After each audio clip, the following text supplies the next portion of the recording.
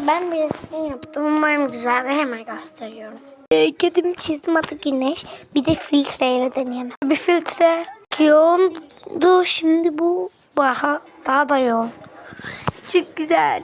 Güneş yazıp geliyor. Arkadaşlar bir de güneş yazacağım. Şimdi kalemle güneş yazacağım. Şurayı.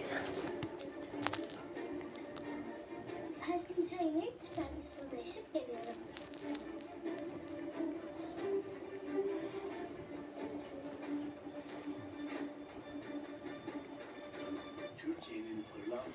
Gördünüz mü?